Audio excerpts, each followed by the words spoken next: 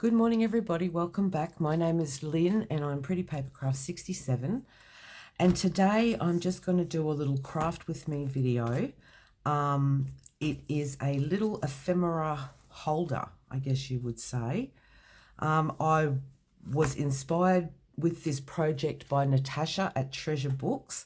And because I do create a lot of ephemera bundles for my Etsy store, I'm always looking for ways to house them.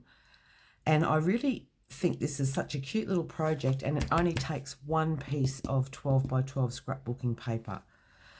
This one is, I've completed this one, and I've started on this one, but it is a 6 or 7. You could have 6 or 7 pocket holder. Yeah, and it just all folds out or folds in on itself. A lot of folding in this project, but you have I've put a lot of ephemera in, but you have a pocket here, and in my case I've made it a longer pocket behind the tag that you can slip something in there and something in there behind. Then you open it up and you've got a massive pocket here, but then you've also got another pocket here, a pocket here, another big pocket here, and then flip it over and another pocket here at the back. So this one here I completed in that very Tim Holtz style. So I've got a combination of pieces in this one. But yeah, in this one I've kept my center focal piece and made that a pocket. And then you've got a pocket here.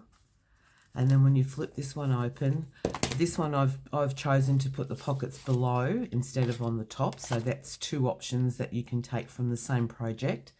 Again, a big pocket here, and that is quite an amount of ephemera that I have put into that pocket, and there would still be more. There'd still be much, much more that you could fit in there. And then at the back again, you've got another pocket there. So I just thought we'll put one together because I love the idea, and I'm making some new ephemera bundles for the shop. And yeah, so these will all be going into the Etsy store.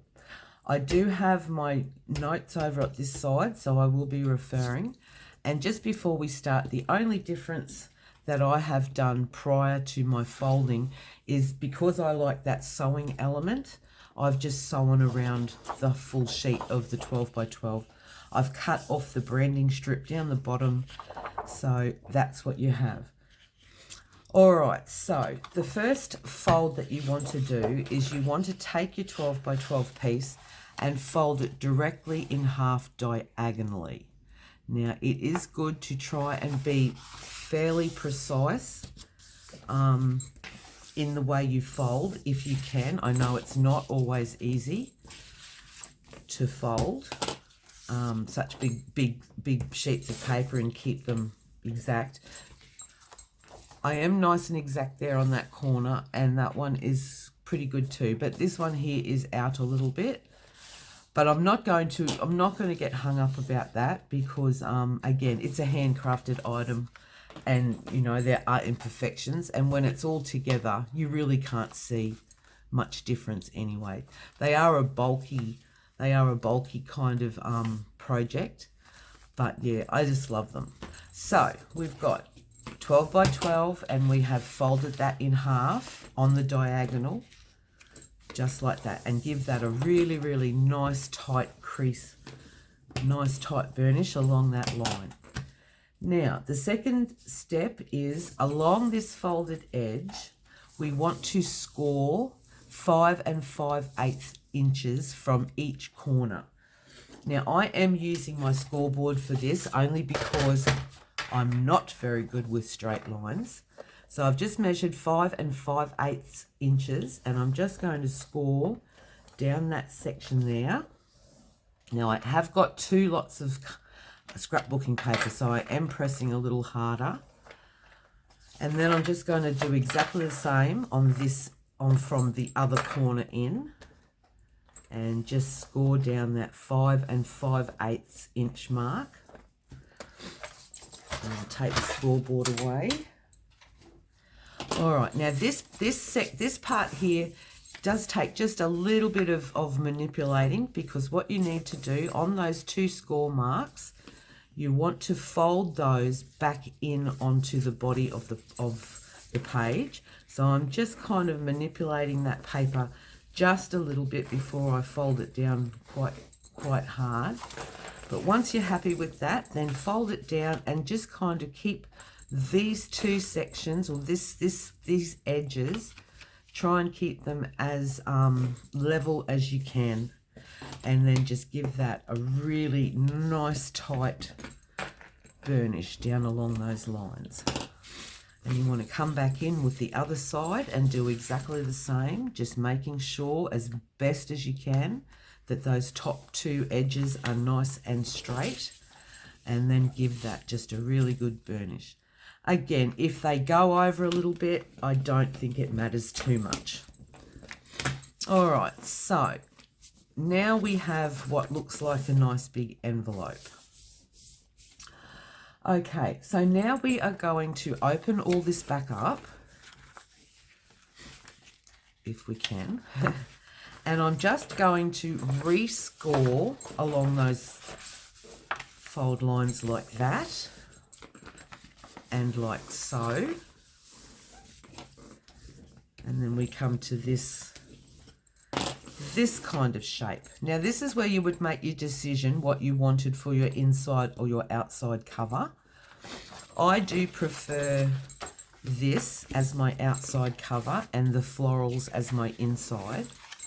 So I am going to do it this way.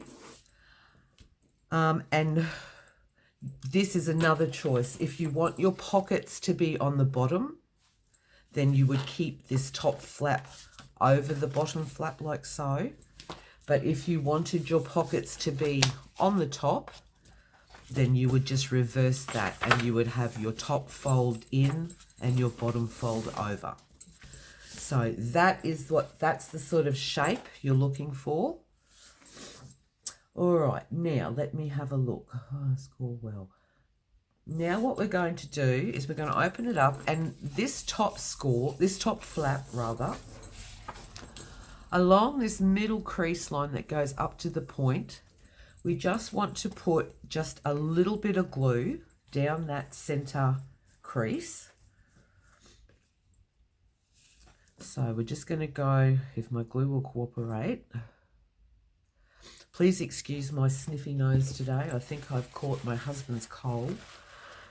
I just needed to blow my nose. Okay, so now I'm just going to try and get my glue to work.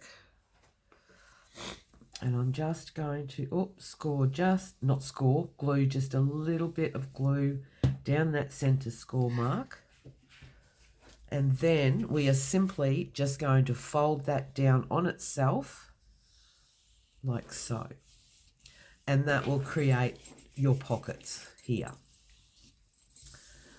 Okay, so once you've done that step, then the bottom flap we're going to fold up, and we are simply going to put a mark where this edge meets this edge. So just about there, we're going to put a mark, and the same on the other side. So we've glued the center or the top flap down, we're turning the bottom flap up, and where this edge here meets this edge here, just like so, we are going to put some glue. So we are going to glue from this point down, and then straight down that crease line there. And again, you don't want a lot of glue, just a little bit of glue. I can't always control that very well. Okay, and we'll just put that lot down there, just like that. And then follow that straight down this middle score mark here, right down to the tip. And then you want to fold that up onto itself. And there you go. That's created these big pockets through here. And it's also created these little tuck pockets in the top. All right, so we'll give that a minute to dry. And I am just going to keep checking that I haven't, no, that's good.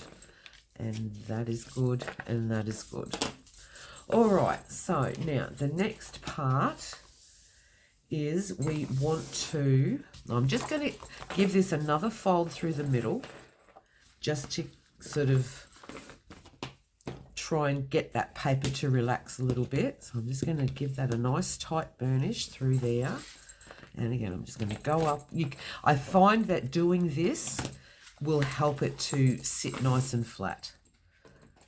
All right, so now what we want to do is we want to take, we've got this triangular section, or it's actually a square on the side. And what I need to do with this is I need to score these edge areas of that shape to create some more flaps. So I'm just going, I hope I'm in video, I'm just going to score from this point to this point, just like that. And I'm going to do that on both sides. Again, just from this point here, where it comes up, that point to that point.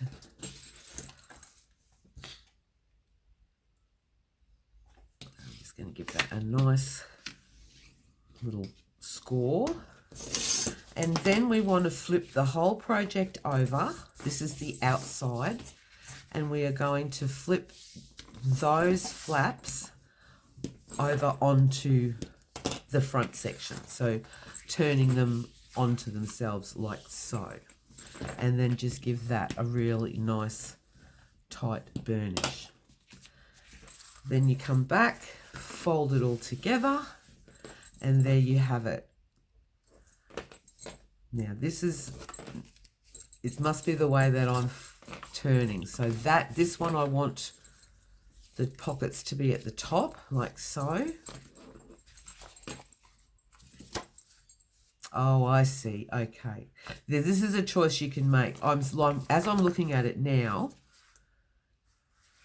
this is something that Natasha discussed, which is important, if it's important to you, is that directional papers won't always stay directional in this project. So this is a directional piece.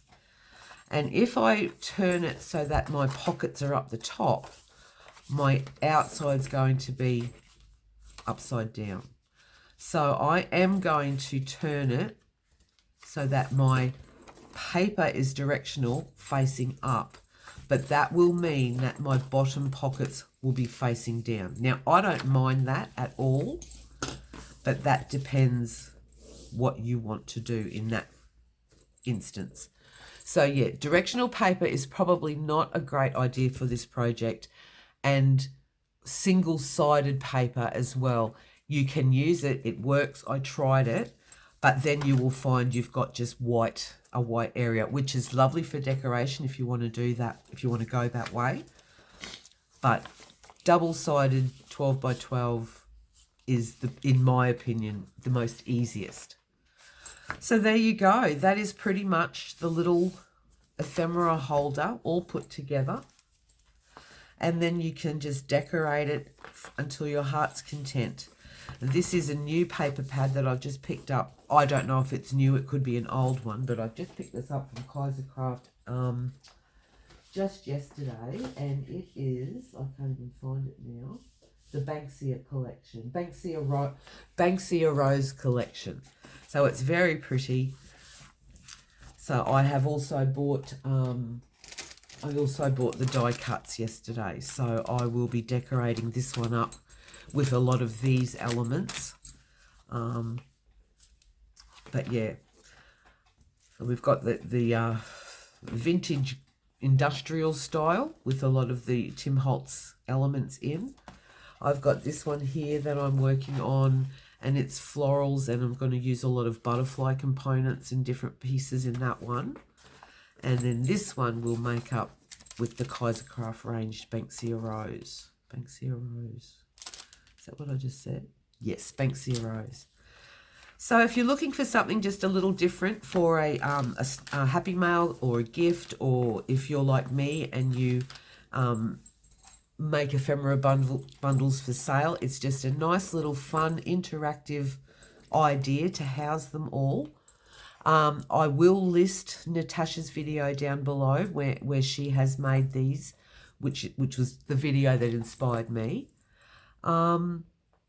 Yeah, give them a try. They're fun, and they measure, when they're finished, they measure, what is that, about 5 3/4 inches by just over 5.5 inches. So maybe not for your smaller journals, they wouldn't fit in, but if you did a, you know, if you were doing a 6.5 inch journal wide, they would fit really nicely. Or you could stitch them into place within your journal pages, and that could be a really fun little interactive pocket to have in the middle of your journal pages. So just some fuel for thought. Yeah, give it a try if you enjoyed the project. It's easy, it's fun. There is a lot of folding. Natasha's video, she has outlined the steps very, very well. So I do suggest, if you enjoyed this project and want to give it a try, I do suggest you pop on over to Treasure Books and have a look at Natasha's video as well. All right, everyone, thanks so much for joining me this morning. Just a little quick one, but now I'm going to get in and get these completed for the shop for today. Stay safe and well. Thanks for joining me, and I'll see you all again soon. Bye-bye.